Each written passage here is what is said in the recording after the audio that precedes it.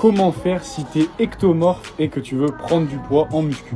Alors c'est vrai, si tu as ce genre de métabolisme, ça va être plus compliqué que certains pour prendre du poids, mais il faut rester réaliste. Tu as besoin de plus d'apport que la moyenne, ça c'est sûr, mais il ne faut pas tomber dans le piège des calories dans tous les sens. Ce que je veux dire, c'est qu'en gros, il ne faut pas consommer tout et n'importe quoi, il ne faut pas tomber dans le piège, comme j'ai dit, des produits transformés qui ont beaucoup de calories où tu te dis effectivement je vais prendre avec ça.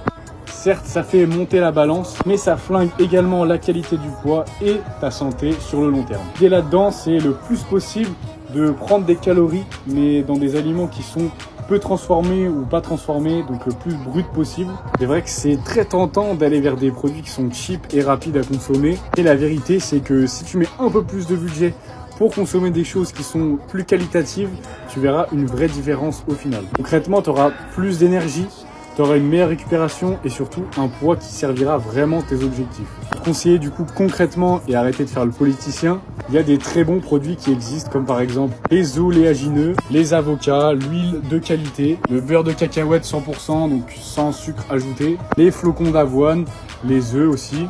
C'est des aliments simples mais efficaces et qui font bien le taf pour ton objectif. C'était des exemples un peu en vrac. Pour le coup, je suis pas nutritionniste donc je peux pas faire un métier qui n'est pas le mien, mais en tout cas c'était quelques petits exemples et je sais que par contre il y en a beaucoup qui sont étudiants ou alors qui n'ont pas un salaire incroyable et du coup c'est compliqué d'acheter du coup des aliments de qualité.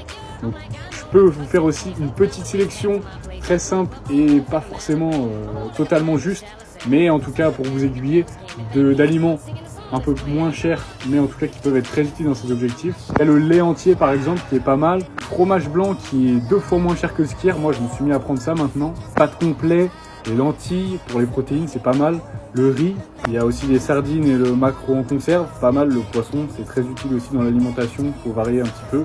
Même si il y a aussi des problèmes à en consommer en conserve. Le pain complet, parce que je pense qu'il ne faut pas non plus le bannir complètement, le pain, même si c'est assez sucré. Voilà, c'était des exemples parmi tant d'autres. Il y en a bien d'autres aussi.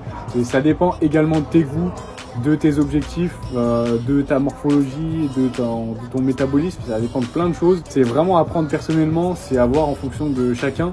Effectivement, le mieux, c'est de voir un nutritionniste pour voir ce qu'il te conseillerait, adapté à toi et ton mode de fonctionnement entier, parce que du coup c'est pas mon métier et moi je suis juste là pour donner des petits conseils sur internet en plus pour quand même commencer à aiguiller les gens, mais effectivement c'est mieux de voir avec des professionnels et il faut toujours garder à l'esprit qu'il faut que ça reste ludique et sympa à faire. Donc du coup garde quand même des aliments plaisir. Moi personnellement je vais pas mentir, je continue de manger du